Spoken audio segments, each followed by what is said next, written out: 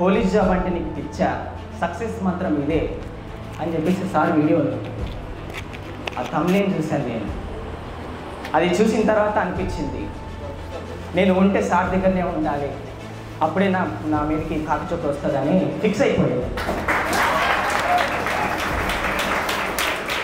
అబ్బాయి ఆటో నడుపుతాడు, auto driver, auto నడుపుతూ కానీ వాళ్ళ ఫ్యామిలీ, వాళ్ళ వైఫ్, వాళ్ళ పిల్లలు తినడానికి డబ్బులు సమకూర్చలేదు.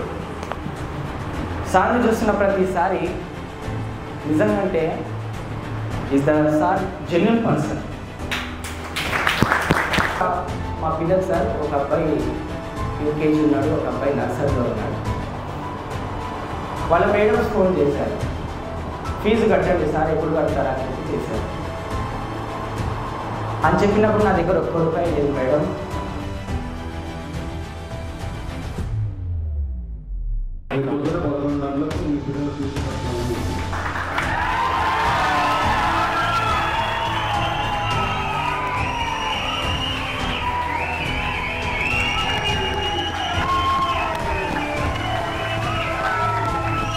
ఆల్ ఆఫ్ యూ ఉపాధ్యాయుల దినోత్సవం మీకు అందరికీ. మొదటిగా సార్ గారికి, నేను ఫస్ట్ టైం స్టేజ్ మీదకి ఎక్కడం. నా పేరు చంద్రుడు, మాది గద్వాల్, జోగులాంబ డిస్ట్రిక్ట్.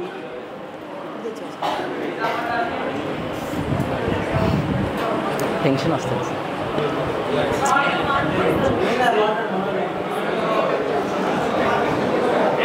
నేను ఆల్రెడీ మ్యారీడ్, నా వయసు ఇప్పుడు వచ్చేసి 29. నన్ను చూస్తే ఎవరు నమ్మరు, నాకు ఆల్రెడీ 2 బాబులు ఉన్నారు. నాది లవ్ మ్యారేడ్ కూడా.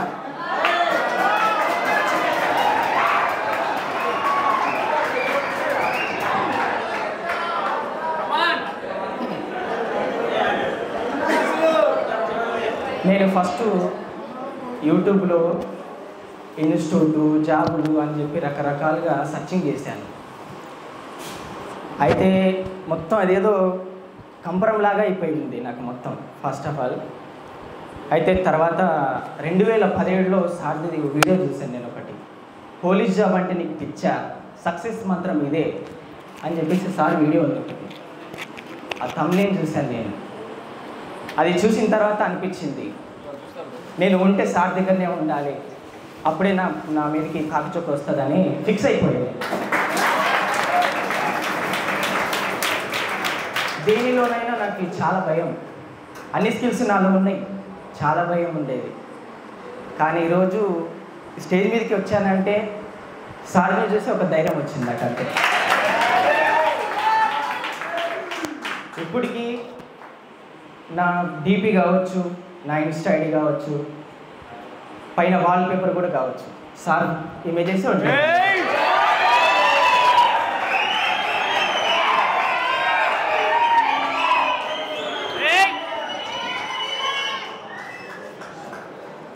లాక్డౌన్ పడిన తర్వాత అవన్నీ వీడియోస్ చూసుకుంటూ అట్లే ఫాలో అయిపోయినా సార్ని ప్రతి వీడియో. తర్వాత నేను మళ్ళీ 2021లో నేను సార్ దగ్గరకు వచ్చి కలవడం జరిగింది. నేను సార్ని చూసి డైరెక్ట్ కాళ్ళ మీద పడిపోయి లేట్ చేశాను నేను. ఎందుకంటే నా బాధ ఏంటనేది, నా ఫ్యూచర్ ఏంటనేది నేను చెప్పుకోలేక సార్ దగ్గర ఏడ్ చేశాను. సార్ని పట్టుకొని ఏడ్చినప్పుడు సార్ ఒకటే మాట చెప్పాడు, నీకేం కావాలో చెప్పరా, నేను ఏదైనా చేస్తానని చెప్పాడు సార్. ఈ ఇన్స్పిరేషన్ అనేది నా తల్లిదండ్రులు కానీ, నా తోబుట్టులు కానీ ఎవరు ఇవ్వలేదు నాకు. ఇప్పుడు కూడా నేను మా ఫ్యామిలీలో మేము 2 అన్నదమ్ములు ఉంటాము. అమ్మ, తమ్ముడు అందరం మమ్మల్ని సపరేట్ చేసేసారు, నన్ను, నా భార్య, నా పిల్లల్ని. నేను ఇక్కడ దాకా వస్తా అని నేను కళ్ళు కూడా ఊహించలేదు.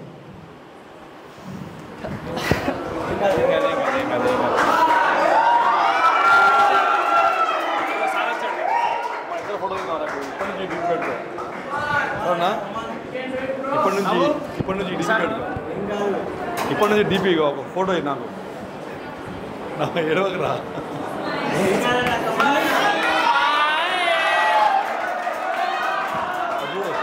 Smile, smile please. కొంచెం అక్కడ ఫోటో తీద్దాం. ఏం కాదు చూడు.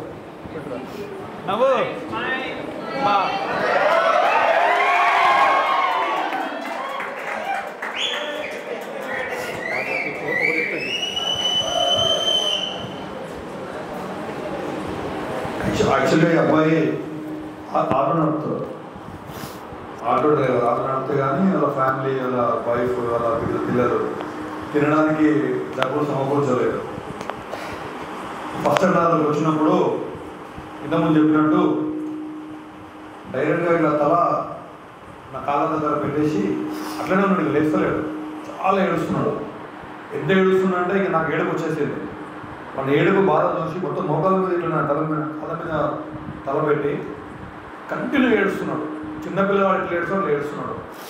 నేనేం అడగలేదు. అన్న ఒకటే చెప్పిన, ఆయన బాధ చూసిన ఏడుపు చూసి, తమ్ముడు నువ్వు ఏడవడం ఆపేసేయి. ఇది ఎంత పెద్ద సమస్య ఉన్నా, నీకు ఏది ఉన్నా కూడా 100% నేను చేస్తా. ఇప్పుడు నీకు మాట ఇస్తున్నాను. వాడి సమస్య తెలియదు నాకు. అప్పుడు చెప్పలేకపోతుంది. చాలా అంటే చాలా ఏడుస్తున్నాడు. కాళ్ళ మీద లేమంటే కూడా లేపుతూ కూడా లేస్తలేడు. చాలాసేపు దాదాపు ఒక 5-10 నిమిషాల తర్వాత ఆ మాట నేను చెప్పిన తర్వాత, సరే నీ సమస్య ఏదో నాకు తెలియదు, నీ ఎంత పెద్ద సమస్య ఉన్నది, నేను తీరుస్తాను ఈ సమస్య అని చెప్పి అప్పుడు మెల్లిగా లేచి ఇది సార్ అని చెప్పి నాకు చెప్పాడు. తర్వాత నేను చాలా దగ్గర అయినా అన్ని విషయాలు మాట్లాడినా. మన అకాడమీకి వచ్చినప్పుడు కూడా వాళ్ళ పిల్లలు, వాళ్ళ వైఫ్ కూడా, సార్ నేను మిమ్మల్ని రెగ్యులర్గా ఫాలో అవుతా సార్, మిమ్మల్ని రెగ్యులర్గా చూస్తాం సార్, మీరు మాకు ఒక దేవుడు లెక్క సార్, మాకు ఇంకెవరు లేరు, మీరే మాకు ఏదున్నా మా జీవితం ముందుకు పోవాలంటే మీ మీద నమ్మకం, మీ మాటలు మీరున్నారనే ధైర్యంతోనే మేము బతుకుతున్నాం సార్ అని లాగా వాళ్ళ వైఫ్ కూడా చెప్పింది. ఇక్కడ నుంచి ఖచ్చితంగా మన ఉద్యోగం గురించే పంపిస్తామా, నువ్వు మంచిగా హ్యాపీగా ఉంది అని చెప్పిన. ఇవాళ ఈ వీడియో పడుతుంది. రేపు మళ్ళీ జాబ్ కొట్టిన తర్వాత ఖచ్చితంగా వాళ్ళ వైఫ్, వాళ్ళ పిల్లలతో ఇంటర్వ్యూ కూడా పెడతా. నేను అందరూ చూస్తారు.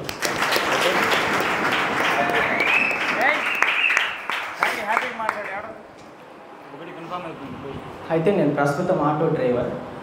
ఆటో ఫీల్డ్ ఎట్లా ఉంటుందంటే అడుక్కునేవాడి కంటే హీనంగా ఉంటుంది. మీకు తెలియదు, నేను ఫేస్ చేశాను. నా పిల్లలకు 30 రూపాయలు కూడా నేను టిఫిన్ పెట్టి తెచ్చిచ్చేటువంటి అనేది నా స్తోమత నా దగ్గర లేదు.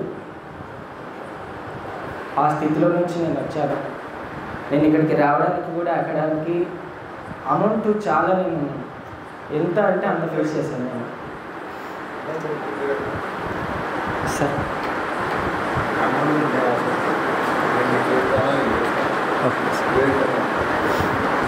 అంటే తెచ్చిన దాని గురించి నేను 50,000 తెచ్చాను వేరే వాళ్ళ దగ్గర. 3 రూపాయలు వడ్డీలాగా తెచ్చాను. ఇప్పటికీ కడుతున్నాను. మా ఇంట్లో మేము 2 అన్నదమ్ములు అని చెప్పాను కదా, మాకు 8 lakhs అప్పు ఉంది. ఇది ఎలా తీర్చాలనే ఒక ఆలోచనతోనే నేను ఉంటున్నాను. కానీ ఏదో ఒక జాబ్ వస్తే మాత్రం నా కుటుంబం స్థిరపడుతుంది, నేను ఒక ఇన్స్పైర్ అవుతాను. మా వీధిలో సార్ ఒక్కరే జాబ్ ఉన్నారు సార్. మా గద్వాల్లో ఒకరే జాబ్ కొట్టారు. నా వయసులో ఉన్న వాళ్ళు కానిస్టేబుల్ అయ్యాడు ఆయన. ఇంకంతే సార్. ఇంకా మొత్తం అంతా ఫ్రాడ్ ఏరియా సార్. ఎడ్యుకేటెడ్కి అవకాశాలు లేవు. అట్లుంటుంది సార్ మా ఏరియా. నేను ఏది చెప్పినా, ఏదైనా గొడవలు జరిగినా మా వీధిలో ముందుండి నిలబడితే విలువ ఇచ్చేవాళ్ళు కాదు. ఎందుకు? నా దగ్గర ఏది లేదు కాబట్టి. నాతో సక్సెస్ ఉంటే వాళ్ళు నా మాట వింటారు, లేకపోతే వినరు. ఇట్లేదు పక్కన పెట్టేస్తాను. నేను అప్పటి నుంచి ఫిక్స్ అయిపోయాను.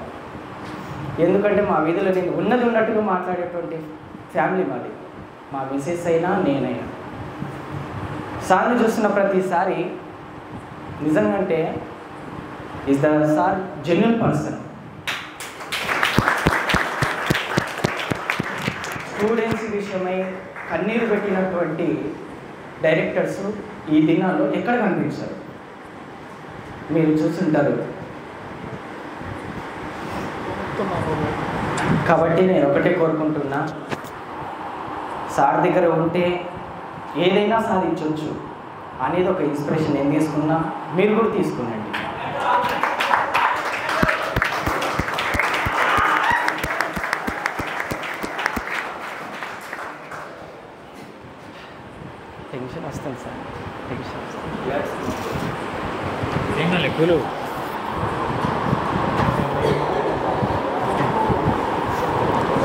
మా మిసెస్ నా దగ్గర ఒకటే మాట చెప్పింది,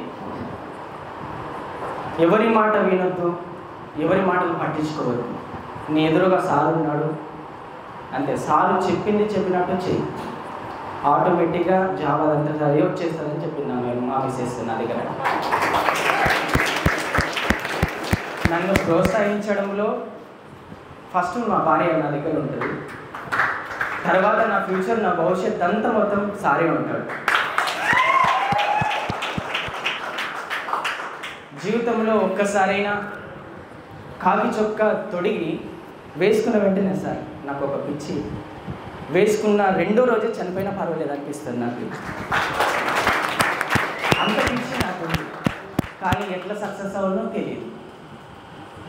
సార్ పరిచయమైన తర్వాత అనిపించింది నా మీదకి కాకి చొక్క వచ్చేసిందని. నాకు మ్యాథ్స్ రాదు, రీజనింగ్ రాదు. సార్ పర్సనల్ నెంబర్ కూడా నేను మెసేజ్ చేశాను. ఒకసారి గ్రాండ్ టెస్ట్ ఏదో జరిగితే నాకు 1 మార్క్ వచ్చింది. సార్ అందరినీ లేపి అడిగాడు, నన్ను అడగలేదు. అడగకపోయేసరికి నాకు ఒకటి అనిపించింది, సార్ చాంబర్లోకి వెళ్ళి నేను డైరెక్ట్ అడిగాను, సార్ నన్ను ఎందుకు ప్రశ్నించలేదు, 1 మార్క్ వచ్చింది అని నేను డైరెక్ట్ సార్ని అడిగాను. అడిగితే లేదా నేను కావాలనే నేను లేపలేదు, అడగలేదు అని చెప్పాను. అంటే నాకు మనసుకి ఏమనిపించిందంటే నన్ను పక్కన పెట్టేసాడేమో సార్ అనిపించింది నా హృదయానికి. కానీ సార్ ఎప్పటికీ ఎవరిని కూడా పక్కన పెట్టాడు. సార్ గుణం చాలా గొప్పది, అది మాటల్లో చెప్పలేము, వర్ణించలేము కూడా. నాకు ఒకటి అనిపిస్తుంది, బ్రతికితే ఒక్కరోజైనా కూడా ఇట్లా సారాగా రాయల్టీగా జీవించి చచ్చిపోవాలనిపిస్తుంది.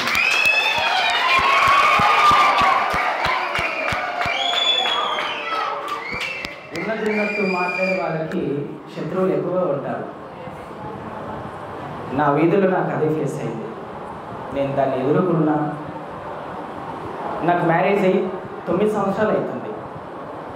పెళ్ళి కానీ స్టేజ్ ఏందో నేను చూశాను, పెళ్ళి అయిన తర్వాత స్టేజ్ ఏందో నేను చూశాను.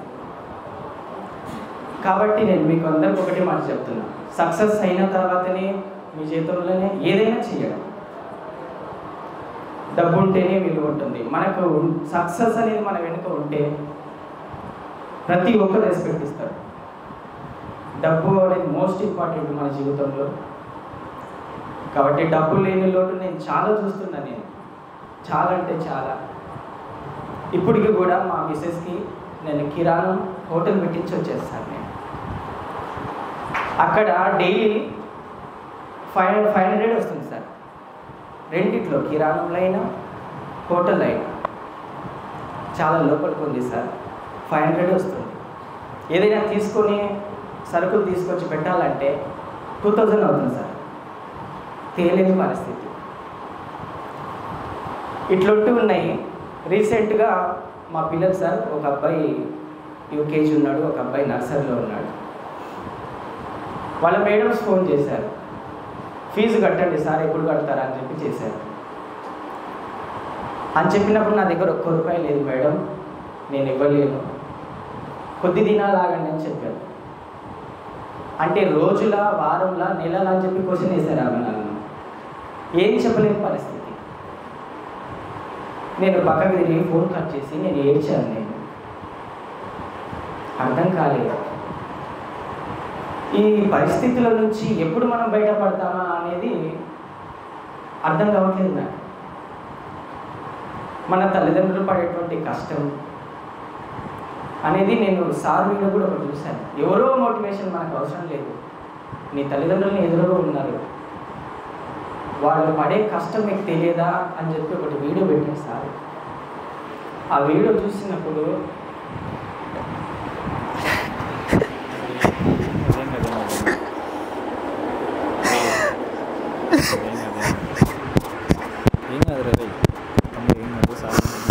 కష్టాలన్నీ తెలుస్తాయి.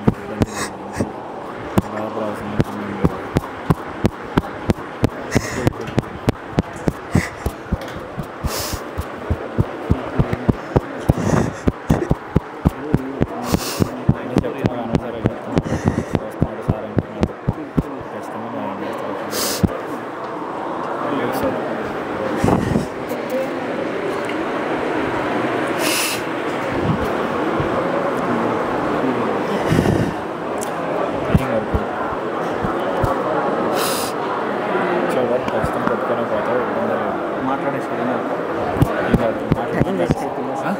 టైం వేస్ట్ అవుతుంది.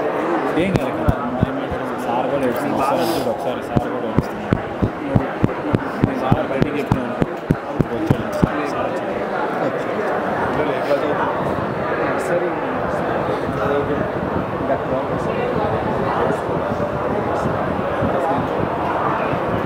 పోయిన సంవత్సరం 24,000 కట్టాను సార్. అయితే ఇప్పుడు ఎంత అనేది చెప్తామన్నారు సార్. సంవత్సరం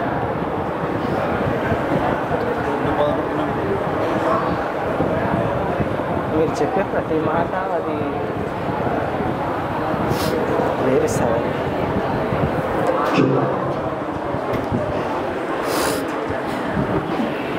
ఏం కదా పేరేంటి చందు సార్. చందు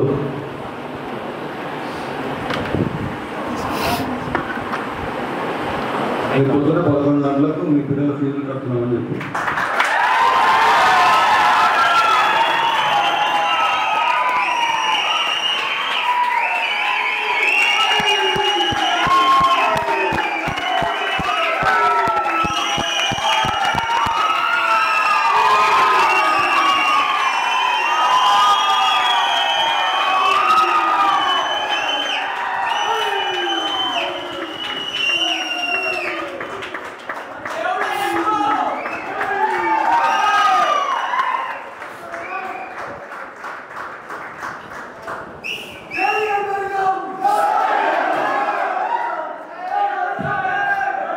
నిజంగా చెప్పాలంటే సారు నేను సార్కి ఒక మెసేజ్ చేశాను. నేను పర్సనల్గా నేను హైదరాబాద్ నుంచి నేను హైదరాబాద్ అంటే ఇన్స్టిట్యూట్కి వచ్చేసప్పుడు దేవుడు మీలాంటి గొప్ప వ్యక్తుల్ని మా కొరకు మాలాంటి నిరుపేదల కొరకు ఈ భూమికి తీసుకొచ్చాడని నేను సార్కి మెసేజ్ చేశాను. సారు చూసిందో లేదో నాకు తెలియదు ఆ మెసేజ్, కానీ ఖచ్చితంగా అది దాన్ని సార్ చూసే ఉంటాడని నేను ఫిక్స్ అయిపోయాను.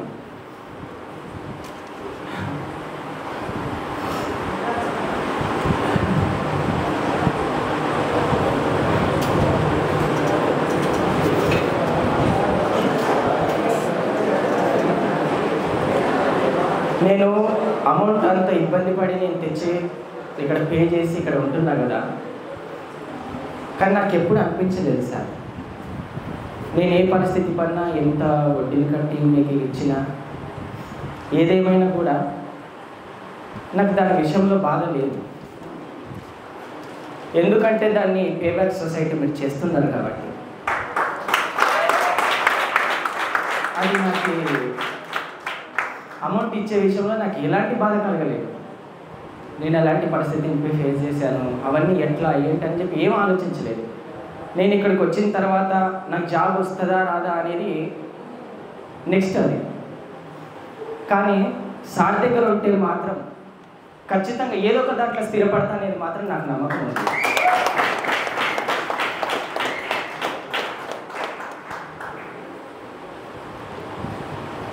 నేను నా స్కూల్ డేస్ నుంచి కూడా నేను ఎప్పుడు స్టేజ్ ఫియర్ అంటే నాకు తెలియదు సార్. నిజంగా చెప్తున్నా, నాకు చాలా భయం. గొడవలన్న భయం, ఏదైనా భయమే, కానీ ముందుకు దిగితే మాత్రం విడిచిపెట్టాను అట్లాంటి వ్యక్తిని. కానీ ఫస్ట్ టైం సార్ మాటల్ని, సారే నా మోటివేటర్, నా రోల్ మోడల్ కూడా సారే.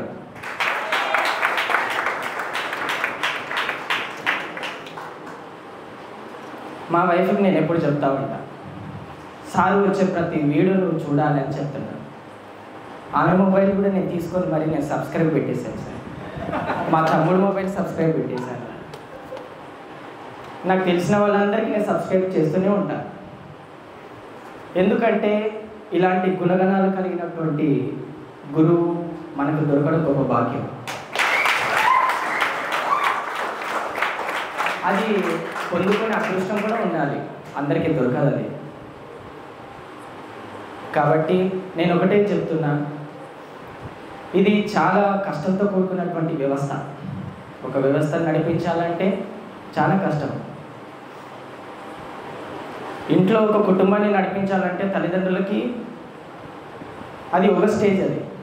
కానీ మనం ఇక్కడ ఒక్కరు కాదు, ఇద్దరం కాదు, 200 పైన ఉన్నాం మనం. ఒక్కొక్కరి మైండ్ సెట్ ఒక్కొక్కరి లాగా ఉంటుంది. కానీ అన్నిటినీ సరే సార్ ఫ్యామిలీని మొత్తం పక్కన పెట్టేసి మన కొరకు డే నైట్ కష్టపడుతున్నాడు. ఆ కష్టాన్ని ప్రతి ఒక్కరూ మనకు గుర్తించాలి. అప్పుడే మనకి సక్సెస్ వస్తుంది, రెస్పెక్ట్ అనేది కూడా సార్కి మనం ఇవ్వగలుగుతాం.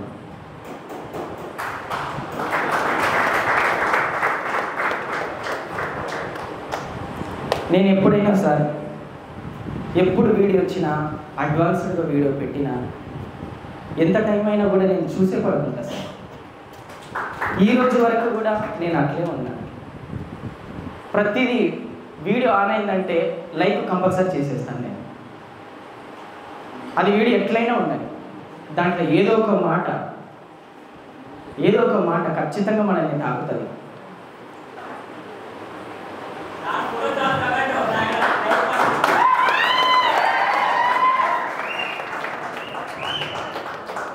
సార్ గురించి చెప్పాలంటే చాలా ఉన్నాయి. మొదటిసారి స్టేజ్ ఫియర్ కాబట్టి నేను ఎక్కువ మాట్లాడలేకపోతున్నా.